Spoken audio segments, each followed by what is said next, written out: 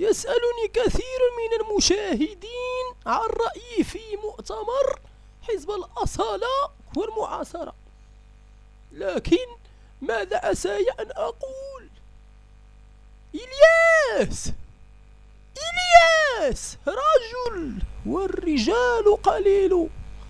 ها الطولة، ها التجريدة، ها القلدة، ها الضحكة المسرارة، ها المعقول، ها الفلسفة، ها الثقافة والاهتمام بالأصول بدل الفروع.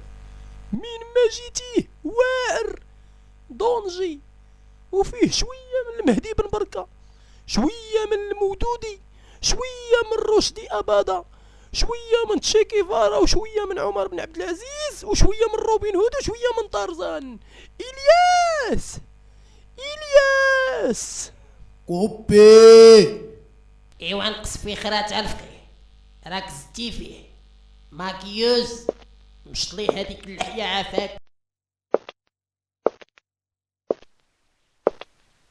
ما عرفتش كيفاش صابرة لهاد المخرج الرويبيضة الكافر بالله، ولكن غير بلاتي غادي نبقى حتى نجري عليه. ديرك انت هي المخرجة والمعدة والماكيوز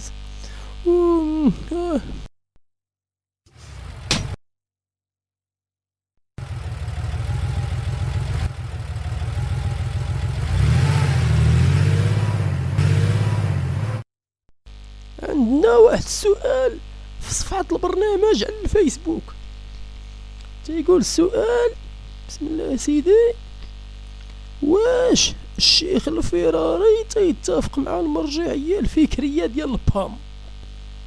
واش أسئلة أسيدي هي نفسها مرجعيتي، ما تنختلفوش، مرجعيتنا واحدة، وهي السلفية الحداثية التقدمية، أو الحداثة السلفية المعاصرة الأصولية. بحال خصهم غير يعيطوا ليا. عندنا سؤال تاني على الصفحة ديالنا على الفيسبوك بطبيعة الحال: واش تبغي تولي عضو في البام؟ وسيدي انا نبغي نقول لك اللي عنده فقيه في المكتب السياسي ديالو خص يكون عنده حتى فقيه، والفقيه موجود هو انا بطبيعة الحال، في اطار المساواة والدستور وثوابت الامة. إلياس راني هادي سيمانة وانا جالس حدا المقر في طريق زعير، وما جابوا لي حتى كاس ديال الماء، وفي الاخر جابوا فقيهة وفرطوا في الفقيه. إلياس اش هادشي إلياس؟ كوبي. والفقيه راه موضوع الحلقة هو البا ماشي إلياس. واش بغيتي تخرج عليا؟ يلا ختم علينا هاد الحلقة سيدي.